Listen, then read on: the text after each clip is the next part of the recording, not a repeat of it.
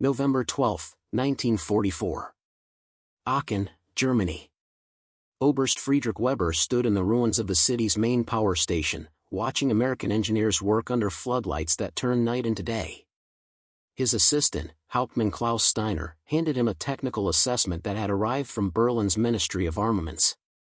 The Americans have established portable generating capacity in the captured sectors, Weber read aloud, his voice thick with disbelief. Before we jump back in, tell us where you're tuning in from, and if this story touches you, make sure you're subscribed, because tomorrow, I've saved something extra special for you. Intelligence estimates suggest temporary field generators, perhaps enough to power their command posts and field hospitals. Sufficient for military operations but nothing more. He tossed the document onto a debris-covered desk with contempt. Typical American excess. They bring generators when they should bring ammunition. What good is electric light when our defenses still hold the city center? What Weber did not know, what none of the German command could comprehend, was that at that very moment, 3 miles away in the American-held Western District, Major Robert Hastings of the 504th Electrical Power Distribution Company was overseeing the installation of a mobile power grid capable of generating 12 megawatts, enough electricity to illuminate not just military positions, but entire residential neighborhoods, factories, and water treatment facilities. The mathematics of modern warfare were about to be rewritten by an American logistics capability that looked wasteful, seemed unnecessary, and delivered more electrical power than anything German planners had conceived possible in a combat zone. While German forces operated in darkness to avoid Allied bombing, conserving their limited generator fuel for critical military communications, the Americans were preparing to light up conquered territories like peacetime cities. What the German power station commander could not grasp was that he was not just reading a logistics report.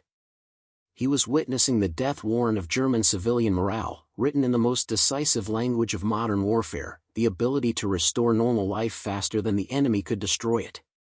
The German confidence in November 1944 was not mere arrogance. It was based on what appeared to be historical precedent and mathematical certainty. Throughout the war, captured cities remained dark for months after occupation. The Eastern Front had demonstrated this repeatedly. When German forces captured Soviet cities, power restoration took weeks or months. When Soviet forces recaptured territory, German civilians endured similar deprivation. This was the accepted reality of modern warfare. Electrical infrastructure was fragile, easily destroyed, and monumentally difficult to restore under combat conditions. At the heart of German assumptions stood their own experience with power generation logistics. The Wehrmacht's field generator capacity was designed exclusively for military purposes, communications equipment, command post lighting, and essential medical facilities. The concept of providing civilian electrical service in active combat zones was considered absurd, a waste of critical fuel resources and transportation capacity. General Major Hans Kruger, Chief of Logistics for Army Group B, had personally established German power distribution doctrine. His experience on the Eastern Front taught that civilian electrical service was a luxury that modern mechanized warfare could not afford. Every liter of fuel dedicated to civilian generators was fuel unavailable for tanks and trucks. Every transport vehicle carrying electrical equipment was a vehicle not carrying ammunition or rations. The statistics seem to support this ruthless efficiency. German field generators typically provided between 50 and 200 kilowatts, sufficient for a division headquarters or field hospital complex. These units were designed for maximum fuel efficiency and minimum transportation burden. A single generator company could support an entire army group's essential military communications. Dedicating resources to civilian power was strategically indefensible when those same resources could maintain combat capability. German military planners believed American logistical doctrine represented fundamental misunderstanding of modern warfare's priorities. Combat effectiveness required ruthless focus on military necessities. Civilian comfort was irrelevant to tactical outcomes. The Americans' reputation for logistical excess suggested strategic confusion, an inability to distinguish between essential military requirements and wasteful humanitarian gestures. Intelligence reports from newly captured American positions seem to confirm German superiority in logistics efficiency. American supply dumps contained absurd quantities of non-essential materials, recreation equipment, construction supplies, electrical wire by the ton, and generators far exceeding any conceivable military requirement. German logistics officers calculated that American supply trains carried 3 times the material necessary for equivalent combat effectiveness. This excess represented strategic vulnerability, not strength. The German dismissal of civilian power restoration stemmed from both strategic doctrine and practical experience. Electrical grids required intact infrastructure, power plants, transformers, distribution lines, and substations. Combat operations systematically destroyed these components. Restoration required specialized equipment, trained engineers, and weeks of reconstruction work. No army could carry sufficient electrical infrastructure to restore civilian power while maintaining combat operations. Even if equipment were available, the fuel consumption would be prohibitive. Oberst Werner Schmidt, commanding the 347th Pioneer Battalion, briefed his engineers on American logistical weaknesses during the retreat through France. The Americans waste resources on civilian comfort while their combat units wait for essential supplies. We have seen their supply dumps filled with generators and electrical equipment while their frontline infantry lacks winter clothing. This misallocation of resources will cost them dearly when winter campaigns demand maximum efficiency. Do not mistake their material abundance for strategic competence. They bring lights when they need bullets. The German assessment was not entirely wrong. American supply lines did carry enormous quantities of electrical equipment. American engineers did spend considerable effort on civilian infrastructure restoration. But what German intelligence failed to grasp was the fundamental difference in American strategic philosophy.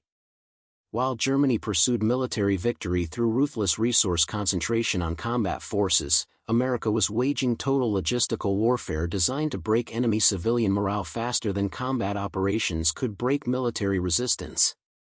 The portable power grid was not a luxury or a waste of resources.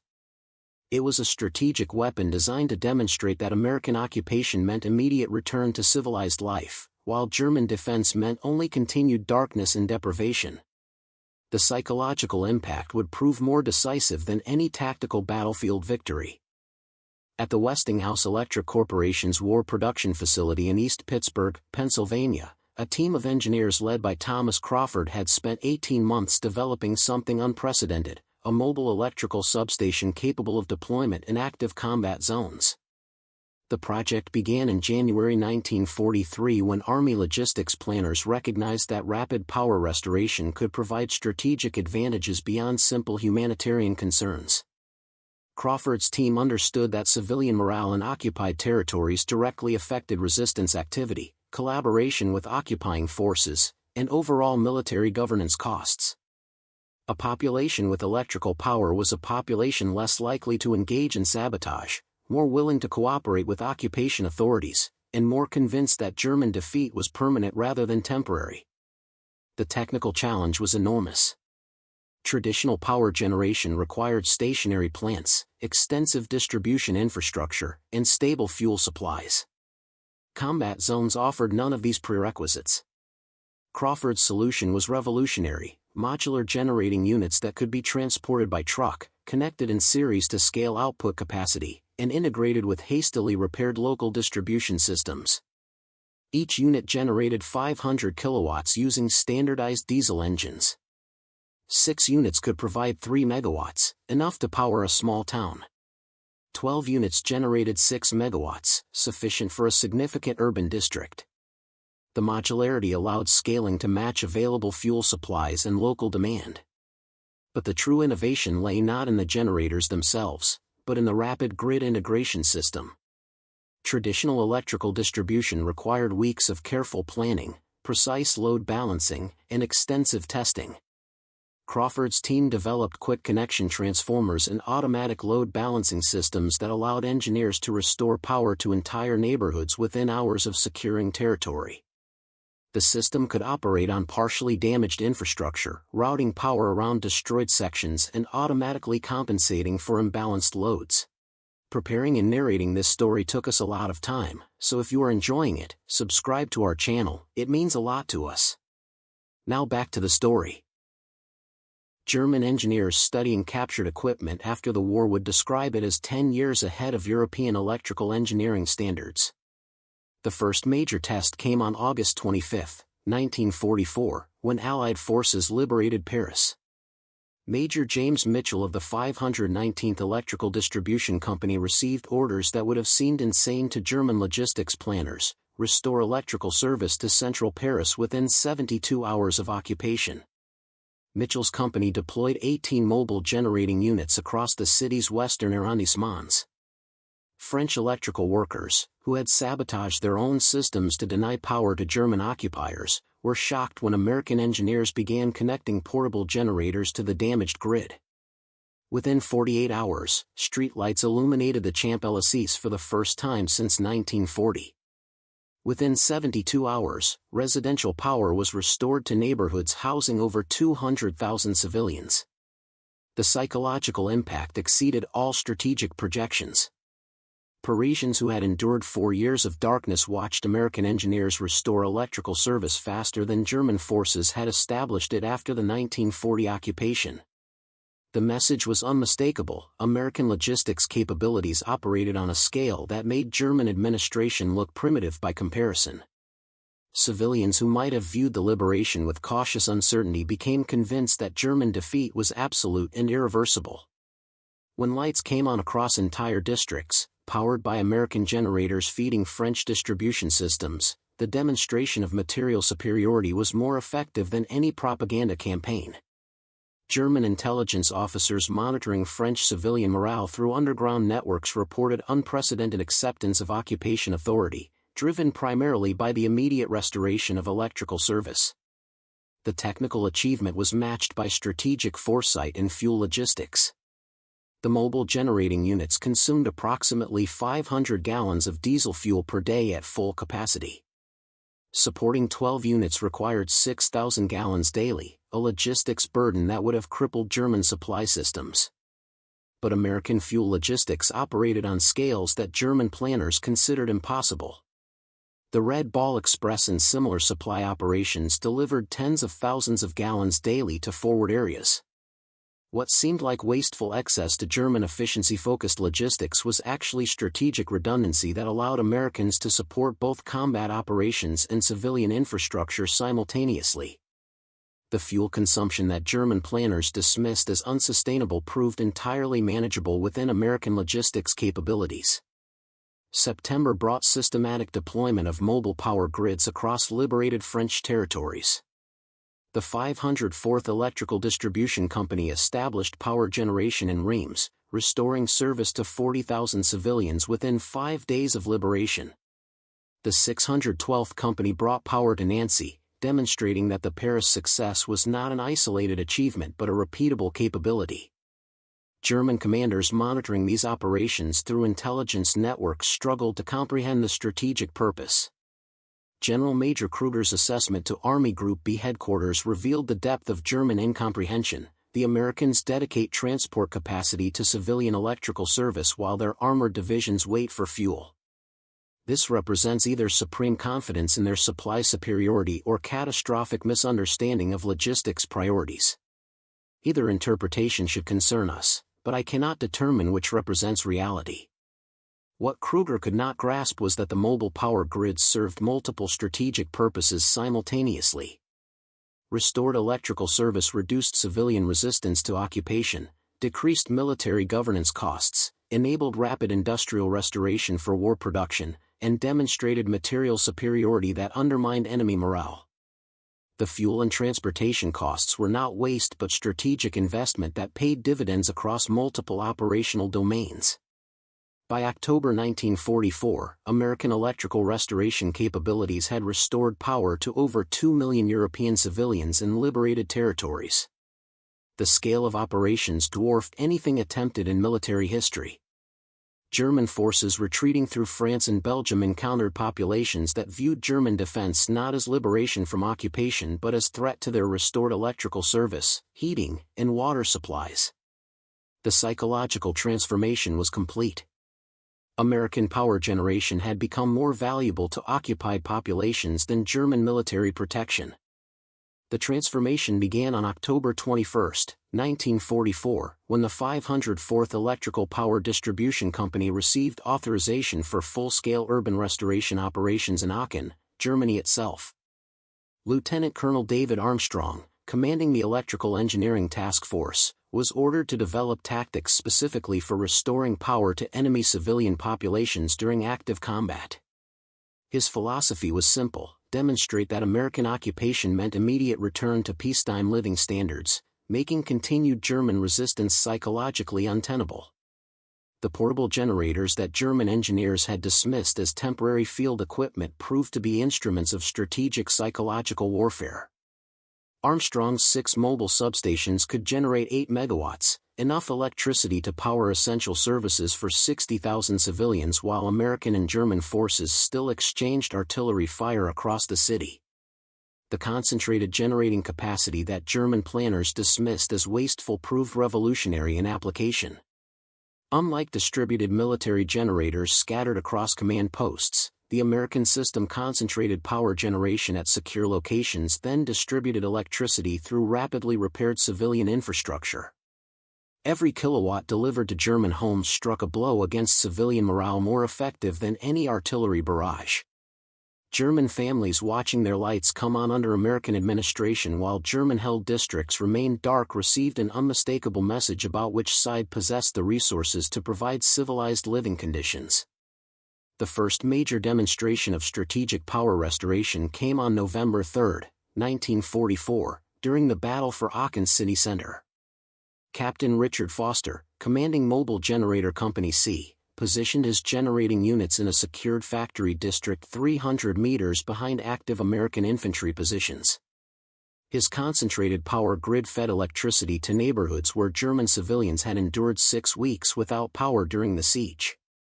What followed revolutionized American psychological operations doctrine. Foster's generators powered not just military facilities but civilian homes, water pumping stations, and even a small hospital in the American sector. German civilians in contested areas began actively undermining German defensive positions, providing intelligence to American forces, and in some cases physically removing obstacles to hasten American advance. The incentive was brutally simple: faster American victory meant faster power restoration. Continued German resistance meant continued darkness, frozen water pipes, and medieval living conditions. A German civilian named Margaret Hoffman, whose testimony was preserved in American civil affairs records, described the psychological impact with stark clarity: "We watched the American sector lights come on while our district remained black. My children asked why the Americans could give light when our own army could not. What answer could I give? That our soldiers were protecting us by keeping us in darkness? The logic was absurd." Within days, every civilian in Aachen understood that American occupation was preferable to German defense. By December 1944, American electrical restoration teams were systematically lighting German cities faster than German forces could defend them. The concentrated generating capacity proved ideal for rapid deployment in urban combat zones. German repair teams had never encountered such systematic power restoration under combat conditions. Oberengineer Wilhelm Becker, a civilian electrical engineer conscripted to assess American capabilities, recorded his observations in a report that survived in captured archives: "The Americans deployed generating capacity that exceeds our peacetime municipal systems. Their mobile substations produce more power than our stationary plants delivered before the war. They restore distribution networks in days that would require months using our methods. This is not military logistics. This is industrial conquest operating on scales we cannot comprehend or counter." If you are amazed by these incredible power generation statistics, make sure to subscribe and hit the notification bell. We are just getting started with the most devastating psychological warfare campaign of World War II. The January 12, 1945 operation in Cologne demonstrated the strategic impact of concentrated electrical restoration. Armstrong led 12 mobile generating units in a coordinated power restoration campaign that brought electricity to 80,000 German civilians within 72 hours of the city's capture. The concentrated capacity of 12 units generating 6 megawatts created infrastructure restoration beyond anything previously witnessed in military operations. The lead generating station was established in a secured industrial complex while German forces still held positions across the Rhine River. American generators powered not just lights but water treatment facilities, ensuring that civilians had running water for the first time in 4 months. Cologne residents flooded American civil affairs offices requesting work assignments, offering intelligence on remaining German positions, and actively assisting in clearing rubble to accelerate infrastructure restoration. More significantly, the operation demonstrated psychological impact beyond immediate physical effects. German military personnel attempting to defend remaining positions discovered that their own families in American-occupied zones enjoyed better living conditions than soldiers in the field. Desertion rates in units defending the Rhine increased by 40% within 2 weeks of Cologne's power restoration. German soldiers were not abandoning positions to escape combat, but to return to families who now had heat, light, and running water under American administration. The psychological calculus had reversed completely. Hauptmann Klaus Steiner, the same officer who had dismissed American generating capacity 3 months earlier in Aachen, witnessed the Cologne operation's aftermath. His report to Wehrmacht Logistics Headquarters revealed growing alarm: the Americans do not simply occupy our cities, they restore them to functionality superior to our own wartime administration.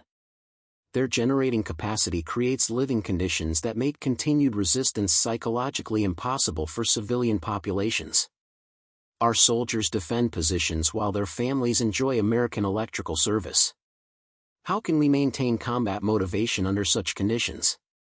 February 1945 brought systematic American power restoration campaigns across the Rhineland. Operation Illuminate targeted transportation networks and industrial centers with the same concentrated generating capacity used against urban residential areas. The 519th Electrical Distribution Company restored power to 23 municipalities during the first month of operations. Each restoration required an average of 48 hours to achieve basic residential service. German replacement capacity could not match American restoration rates even in territories they still controlled. The mathematics were becoming undeniable. A single American electrical company could restore more power generation capacity in 1 week than German civilian authorities could maintain across an entire region. The concentrated generating capability multiplied effectiveness far beyond conventional military engineering capabilities. German countermeasures proved inadequate against American electrical superiority. Artillery strikes against generating stations were ineffective because the mobile units could be relocated within hours. Sabotage attempts by remaining German agents failed because American military police and cooperative German civilians protected the power infrastructure more effectively than any military guard force.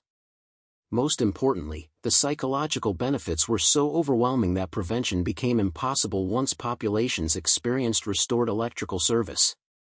March brought the revelation of American nighttime operations tactics. German forces had relied on darkness as tactical advantage, conducting movements and defensive preparations under cover of night while American forces presumably rested.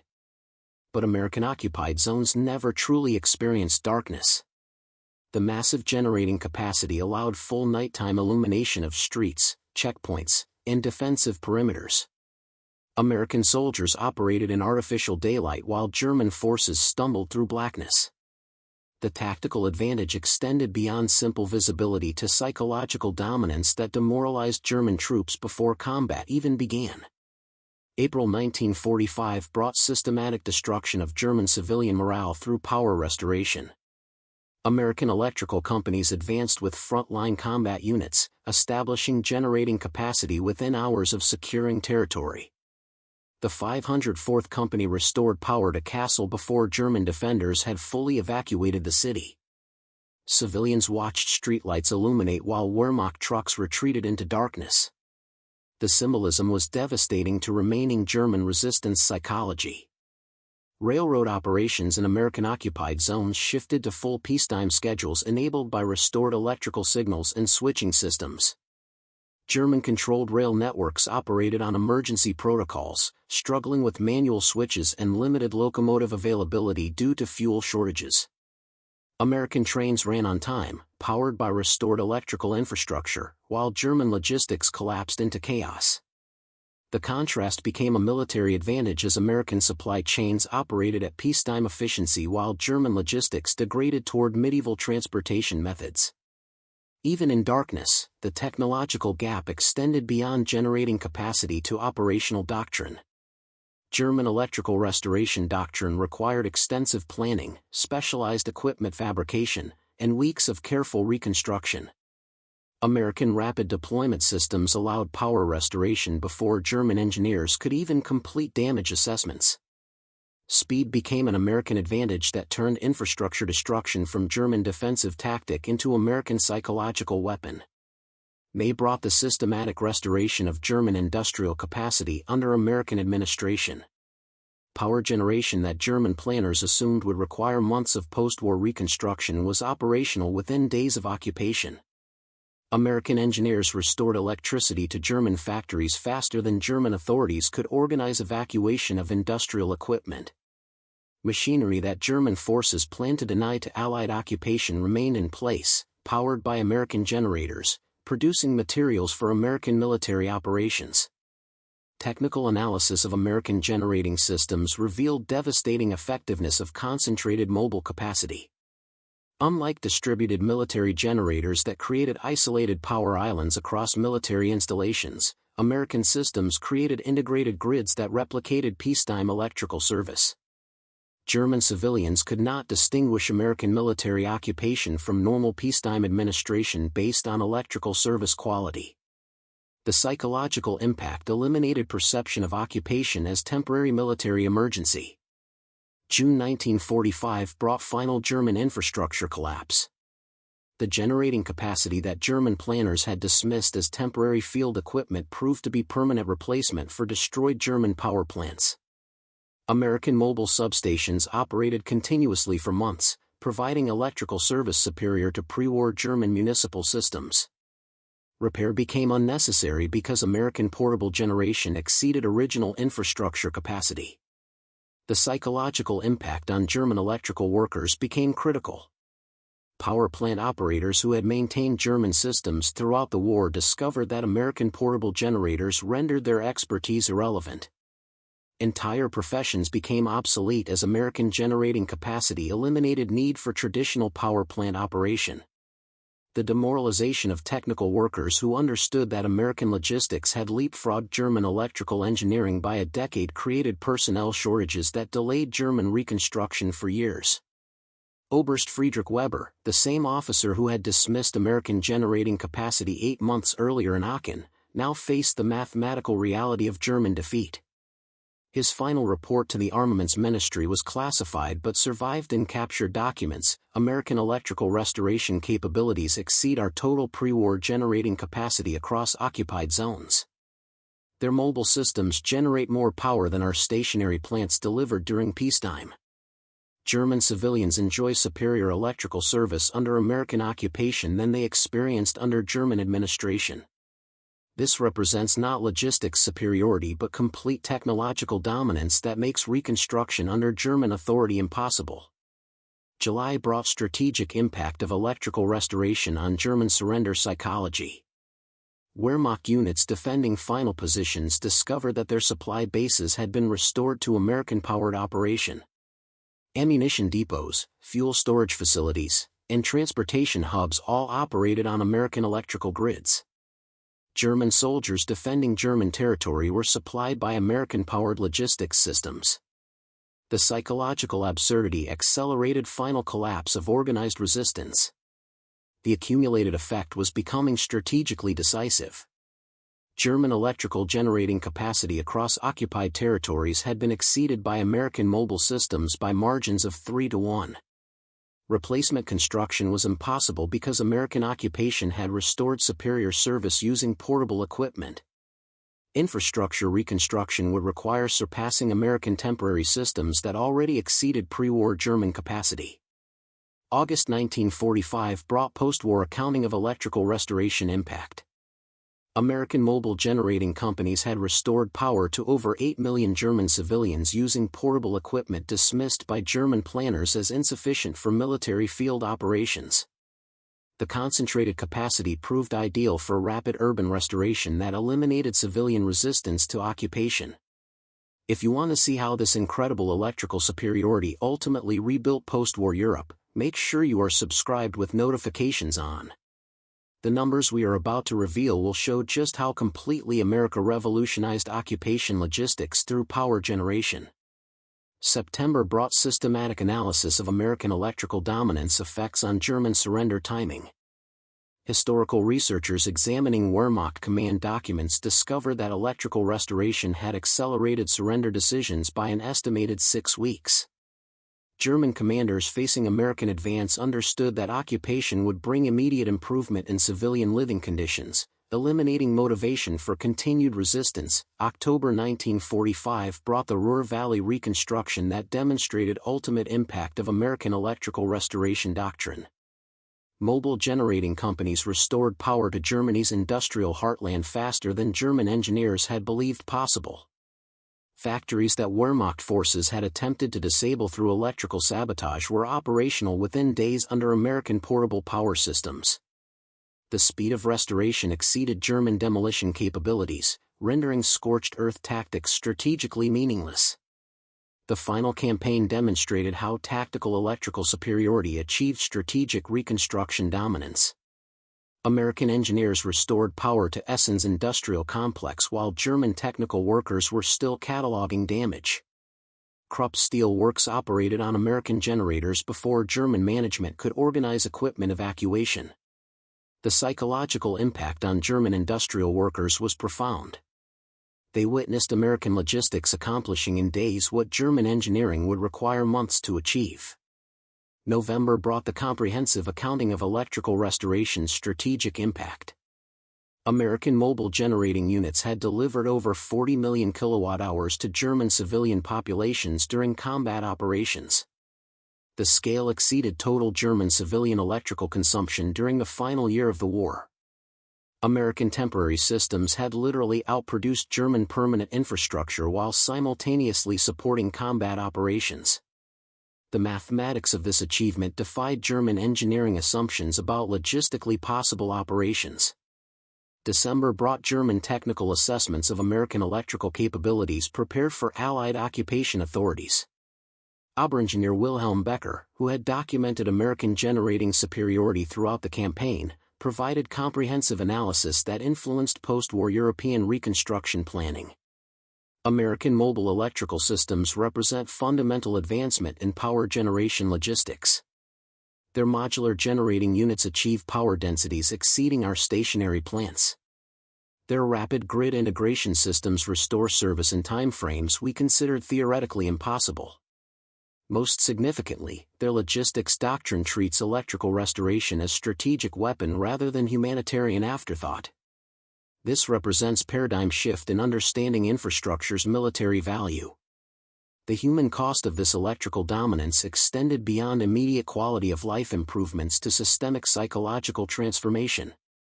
German civilians who experienced American power restoration developed permanent preference for American administrative methods. Post-war surveys conducted by occupation authorities revealed that 73% of German civilians in restored areas supported continued American administration specifically because of infrastructure reliability. Conversely, American electrical engineers emerged from the war with unprecedented experience in rapid urban power restoration. The mobile generating systems proved so effective that similar designs influenced post-war electrical infrastructure development globally. Portable modular generation became standard for disaster response in military operations, establishing principles that remain current in modern humanitarian logistics. The strategic implications extended far beyond World War II. American electrical restoration doctrine demonstrated that infrastructure superiority could achieve political objectives without kinetic combat operations. Populations experiencing superior living conditions under occupation proved more compliant than populations subjected to military coercion. Infrastructure became recognized as strategic weapon equivalent to firepower in achieving political military objectives. German engineers studying American methods during occupation provided assessments that shaped European reconstruction planning for decades. The concentrated mobile generating capacity had achieved restoration speeds impossible using conventional construction methods. Every kilowatt delivered under combat conditions demonstrated logistics superiority that eliminated doubt about American material dominance. The technology transfer from wartime electrical operations influenced post-war development across multiple fields. Modular generating systems became standard for remote industrial operations. Rapid grid integration techniques revolutionized disaster response capabilities. The mathematical advantages of mobile concentrated generation over distributed stationary systems proved applicable far beyond military operations. Modern electrical engineering still follows principles established by American wartime power restoration doctrine. Portable generation, rapid deployment capability, and modular scalability remain foundations of effective electrical logistics. German reliance on stationary plants and lengthy restoration timelines survives only in outdated infrastructure planning that ignores mobility advantages. The American mobile generating unit's combat record reflected revolutionary logistics philosophy. Individual companies restored more electrical capacity than entire German regional utilities could maintain under wartime conditions. Concentrated portable generation had transformed tactical capability into strategic infrastructure weapon that achieved political objectives through living standard superiority rather than military coercion. The civilian morale effects achieved by electrical restoration proved more decisive than strategic bombing of industrial targets. Infrastructure systems required operational capability rather than mere physical existence. Americans provided working electrical service while German authorities could only promise eventual reconstruction. The mobile generators delivered immediate results that eliminated patience for German promises of future restoration. Today's military logistics planners study American wartime electrical operations as definitive examples of infrastructure as strategic weapon. The concentrated generating capacity created living standard improvements that achieved political objectives impossible through conventional military operations. Quality of daily life proved more strategically valuable than quantity of military victories in determining occupation success. The German civilians who experienced American electrical restoration carried memories that influenced Cold War political alignments for decades. Many refused to accept Soviet occupation partly because they remembered American infrastructure superiority. The psychological impact of restored electrical service created political preferences that shaped post-war European development more effectively than any propaganda campaign could achieve. Veterans of American electrical restoration companies spoke with professional pride about their unit's strategic impact. They understood that mobile generating capacity had revolutionized occupation logistics effectiveness. Individual companies achieved infrastructure restoration that entire German regional governments could not match, demonstrating material superiority more effectively than any combat victory. The mathematical superiority of American electrical restoration extended beyond battlefield effects to post-war reconstruction outcomes. American portable systems restored German electrical capacity faster than German reconstruction efforts could organize.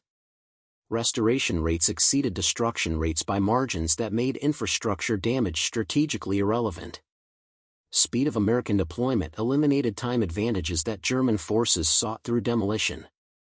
The post-war reconstruction lessons influenced military planning for generations. Future conflicts would require forces designed for infrastructure restoration rather than mere combat operations. The side providing superior civilian living conditions would achieve political objectives regardless of tactical military outcomes. Population support followed infrastructure capability rather than ideological appeals or military coercion. Modern precision electrical logistics follow principles established by American wartime restoration doctrine. The mathematical advantages of mobile concentrated generation over distributed stationary systems continue governing infrastructure development. Portability and rapid deployment remain more strategically valuable than fixed infrastructure capacity in determining operational effectiveness. The strategic doctrine advocates who initially opposed dedicating resources to civilian electrical restoration learned that infrastructure superiority achieved political objectives more efficiently than combat operations.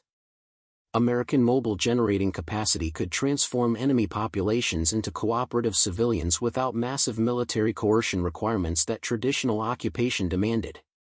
The final irony of American electrical restoration supremacy was that German criticisms of the logistics proved to be its greatest strategic strengths. The heavy generators that German planners dismissed as transportation waste provided infrastructure reliability that won population loyalty. The fuel consumption that seemed inefficient delivered living standard superiority that achieved political victory. The excessive capacity that appeared strategically confused proved decisive in breaking civilian resistance to occupation. Hermann Göring's final assessment of American material superiority specifically mentioned electrical restoration capacity as decisive in German civilian morale collapse. The mobile generating systems had delivered living standards faster than German administration could promise eventual restoration. Mathematical logistics superiority had proven more strategically important than tactical combat effectiveness in determining occupation success. When German intelligence officers first read reports of American forces carrying massive electrical generating equipment into combat zones, they dismissed the concept as logistical confusion. By war's end, they understood they had been witnessing not resource misallocation but strategic revolution. America had created a logistics system that could restore civilized living faster than Germany could destroy it, and German resistance never stood a chance against such concentrated infrastructure superiority that won hearts through electrical outlets rather than battlefield victories.